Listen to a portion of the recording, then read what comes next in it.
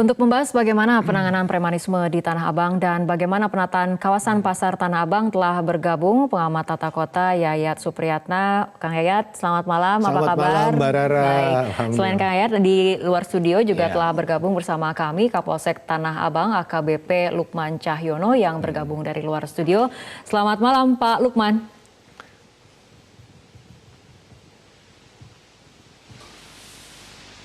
Selamat malam, Pak Lukman. Ya, nampaknya gangguan komunikasi dengan Pak Lukman. Kita akan awali perbincangan dari Kang Yayat terlebih dahulu. Melihat kemarin ada video viral, kemudian ketika itu ada penegakan hukum. Ini artinya sebetulnya penegakan hukum terjadi setelah viralnya video seperti itu ya, Kang Ini Yayat? sebetulnya CLBK, cucian lama belum kering. Artinya apa? Ini sesuatu yang sudah lama ada, tetapi itu menunjukkan bagaimana Tanah Abang itu betul-betul gula yang bisa menarik siapapun untuk melakukan kepentingannya bisa diakomodir. Saya sendiri mengalami peristiwa yang itu. Pemalakan seperti yang ada ya, parkir lah, seperti yang itu. Kita parkir waktu itu ketika menjelang Tanah Abang ditata tahun 2018, itu 2018. Kita parkir di situ dan keluar tuh ada tiga orang ya yang meminta, tapi bukan saya yang diminta, driver yang diminta dan membayar kurang lebih sekitar 25.000 lah itu. Itu di tahun kapan, Kang? Itu 2017-2018 lah. Awal ketika Tanah Abang mulai ditata ya, pada waktu itu kita memang kesulitan mencari parkir. Dan parkirnya ada di kawasan yang memang biasanya pada hari Senin dan Kamis itu dipergunakan untuk pasar Tasik. Nah, itu pemalakan ataupun pungutan liar seperti ini artinya sudah terjadi sudah lama, sangat lama. Jadi pertanyaannya kan di Tanah Abang itu bukan parkir saja, tapi lapak pun atau trotoar pun bisa diperdagangkan. Nah, pertanyaannya kan siapa sebetulnya yang bertanggung jawab tentang pengelolaan Tanah Abang? Tanah Abang ini sebetulnya menarik. Dia pasar modern, pasar tradisional juga ada, PKL-nya juga ada. Tapi pertanyaannya, siapa yang hadir di sana? Seakan-akan pemerintah itu tidak hadir. Jadi ketika ada kekosongan kekuasaan atau kekosongan pengelolaan itu, muncullah katanya struktur baru. Struktur baru itu ya bisa masyarakat, bisa organisasi, bisa oknum, atau bisa saja. Menurut Kang Yayat sendiri kebijakan Pemprov yang ada saat ini apakah kemudian produktif ataupun kontraproduktif terhadap untuk kemudian memang kita ingin mengubah perilaku PKL dan aksi premanisme itu sendiri? Ya, pertama yang paling menarik adalah kelembagaannya. Apapun yang akan ditertibkan, kalau kelembagaannya lemah, kehadiran negara tidak kuat, itu memang agak susah karena pasti akan terjadi ruang negosiasi antara mereka yang mungkin selama ini sudah merasa menikmati suasana Tanah Abang dengan keinginan negara untuk melakukan penertiban. Nah, pertanyaannya menurut Anda tidak ada ketegasan yang Anda lihat selama ini dalam rangka untuk mengelola, menertibkan? Ya, mungkin agak sedikit andilau lah antara dilema dan kegalauan gitu ya. Jadi menurut saya harus ada ruang kompromi, kesepakatan. Apakah akan direkrut dulu? Mohon maaf ya, di zaman sebelum Pak Anies misalnya, ada niat untuk memberikan gaji kepada mereka yang tukang parkir liar, diseragamkan, kasih gaji, diorganisir, ditetapkan wilayahnya, ditetapkan orangnya. Nah, kalau selama seperti ini mungkin akhirnya mereka lah yang lebih mengelola dalam tanda kutip di situ. Baik, Kang Yayat, kita akan segera kembali mencoba menghubungi Kapolsek Tanah Abang, AKBP Lukman Cahyono. Pak Lukman, selamat malam. Ya, selamat malam, Mbak. Selamat malam. Ya, Pak Lukman, kami ingin konfirmasi terlebih dahulu, apakah kepolisian menegakkan hukum ataupun menangkap keempat tersangka yang ada dalam video itu karena sudah viral, atau memang sebetulnya polisi sudah bisa mencium ataupun melihat ada indikasi memang pungutan liar ataupun pemalakan di Tanah Abang selama ini? Ya, baik, Mbak. Jadi kami memang setiap hari sebelum ada video viral ini kita sudah laksanakan penjagaan, patroli, termasuk juga upaya-upaya penegakan hukum. Tentunya apabila upaya penegakan hukum ini dilakukan, di situ harus ada tindak pidana yang terjadi dan ada aduan dari korban atau masyarakat yang merasa dirugikan. Dalam hal ini ketika video viral tersebut terjadi, itu terjadinya pemalakan, ada 2 orang yang menjadi korban yang melaporkan ke kami, Pak. 2 orang melaporkan ke Polsek sehingga kita bisa tindak lanjuti. Kami menangkap 10 pelaku. Dari 10 pelaku ini kami periksa dan 4 orang dinyatakan cukup bukti untuk ditingkatkan ke penyidikan dan kita sudah tahan keempat ini menjadi tersangka, yaitu pasal Pak Lukman, mengenai pemerasan. Dari pemeriksaan terhadap keempat tersangka ini, apakah polisi melihat bahwa para pelaku merupakan berada ataupun berasal dari kelompok yang terorganisir atau seperti apa? Ya, jadi keempat pelaku ini bukan merupakan kelompok ya. Jadi mereka datang ke Tanah Abang ini sifatnya perorangan. Jadi tidak ada yang mengkoordinir, tidak ada yang menjadi pimpinannya juga. Mereka datang karena memang mereka melihat di Tanah Abang ini ada peluang. Jadi mereka ini tidak bekerja. Ada salah satu juga yang tidak punya tempat tinggal tetap. Sehingga mereka melihat bahwa di Tanah Abang ini setiap hari Senin dan Kamis itu merupakan hari pasaran di mana banyak pedagang-pedagang dari luar Jakarta yang datang ke Jakarta untuk berjualan. Nah, mereka memanfaatkan situasi ini, Mbak. Jadi mereka paham karena mereka sering nongkrong di wilayah kawasan Tanah Abang.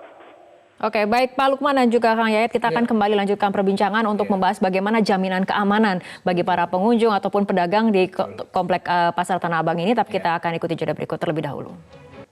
Pemirsa, kita akan lanjutkan kembali perbincangan. Kang Yayat, kalau misalnya kita melihat ini mungkin video yang viral mengenai pemalakan ini hanya merupakan satu kasus di antara kasus-kasus yang terjadi bertahun-tahun sebelumnya seperti yang dialami oleh Kang Yayat sendiri. Artinya siapa pihak yang paling bisa kemudian membereskan masalah premanisme di kawasan Tanah Abang ini? Yang pertama kita harus tanya dulu kan, aktor-aktor yang punya pengaruh besar di komunitas. Karena yang menarik di Tanah Abang itu menyatu antara lingkup bisnis, pasar, mal dan sebagainya dengan lingkup perumahan dan permukiman.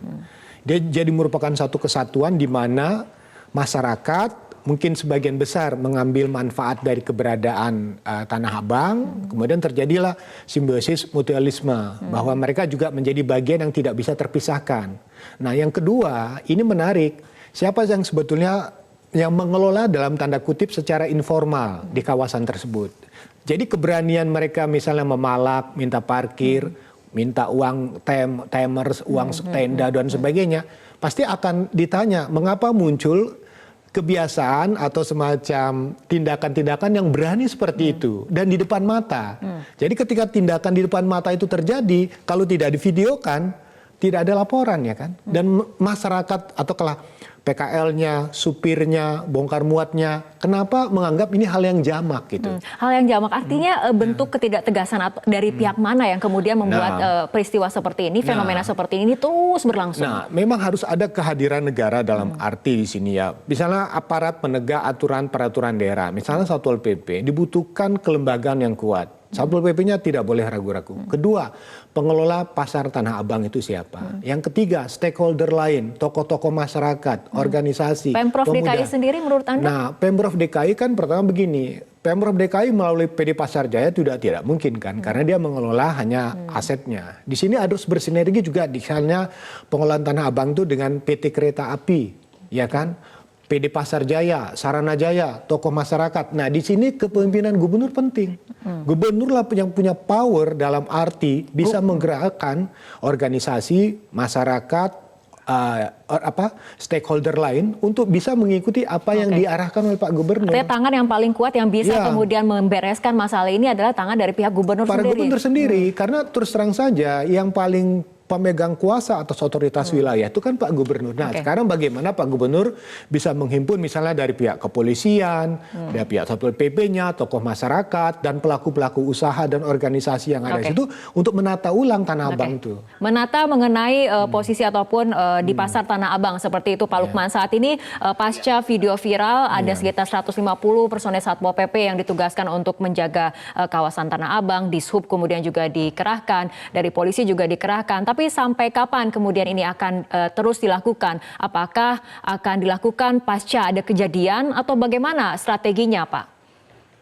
Ya, memang kami selalu bersinergi dengan dinas terkait atau stakeholder terkait karena memang di Tanah Abang ini yang membidangi beda-beda, Mbak.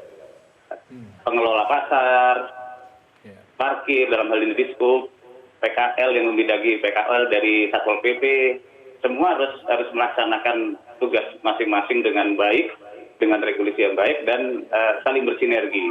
Tentunya tanpa jaminan keamanan untuk kedepannya agar peristiwa seperti ini tidak menjadi sebuah fenomena yang kesannya seperti jamak ataupun biasa.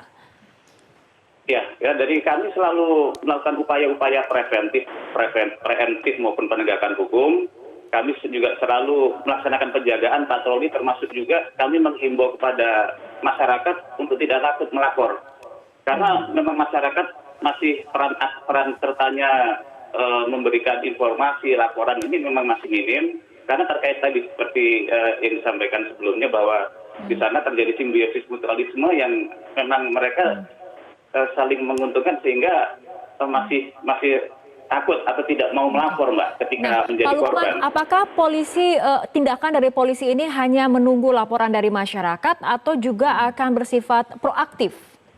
Ya tentunya kami proaktif, tidak menunggu laporan dari masyarakat. Kita selalu menjaga, kami selalu berpatroli dan tentunya apabila melakukan penegakan hukum kita harus juga sesuai dengan unsur pasal ya Mbak ya. Sebagai contoh pemerasan, tentunya di situ harus ada korban yang merasa keberatan, ada tindakan-tindakan kekerasan, adanya intimidasi, sehingga kita bisa tindak lanjuti untuk proses penyidikan. Oke, tadi Kang Yayat sempat menyebut ada pengelola yang sifatnya informal seperti itu ya Kang. Dari polisi sendiri sebagai penegak hukum, apakah pernah ada kemudian dialog ataupun perbincangan untuk duduk bersama, sama-sama kemudian menata pasar Tanah Abang menjadi lebih aman, lebih nyaman seperti itu?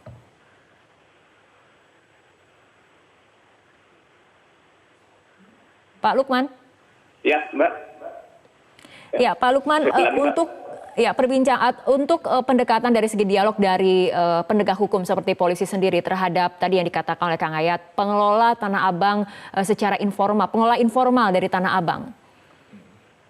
Dari pengelola sering, Mbak. Kita sering melakukan rapat koordinasi dengan PD Pasar Jaya termasuk dengan pengelola-pengelola lain.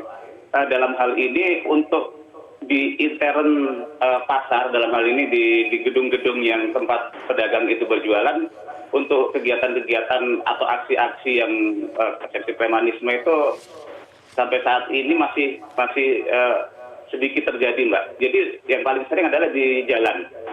Jadi di jalan permasalahan itu yang paling sering saat ini terjadi di jalan, Mbak. Baik. Kita ke Kang Yayat. Kang Yayat, artinya ini harus mulai dari mana ketika ingin menata kawasan Tanah Abang, terutama untuk kemudian meniadakan aksi premanisme, ketegasan dari siapa yang harus paling dibutuhkan? Yang pertama akar masalahnya dulu. Mungkin ada faktor kemiskinan, lapangan kerja, pengangguran. Bisa nggak didata itu? Dari RT, dari RW, siapa sih mereka-mereka ini yang selalu terlibat dalam konteks pemerasan? Dari mana datangnya? Tadi dikatakan oleh Pak Lukman, ini dari luar dari mana? Kalau dari dalam mungkin kan bisa didata.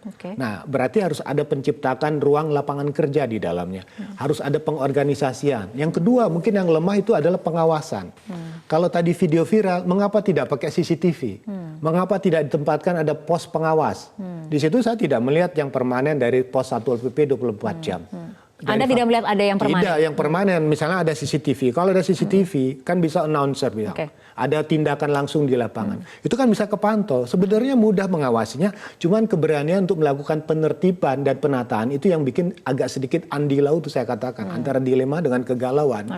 Jadi harus keberanian dari Pak Gubernur. Mau dari mana? Mungkin ruang dialognya dibuka. Kalau sebetulnya yang seperti ini dari mana akar persoalannya? Lapangan kerja, kesempatan usaha yang harus dibuka. Karena Tanah Abang itu sudah padat sekali. Tempat usaha sudah sulit. Mungkin terakhir ke Pak Lukman mengenai tadi dikatakan oleh Kang Yayat mengenai pengawasan sendiri, adanya penempatan CCTV seperti itu untuk lebih kemudian bisa sama-sama mengawasi dan kemudian bertindak sebelum ada kejadian yang merugikan masyarakat sendiri.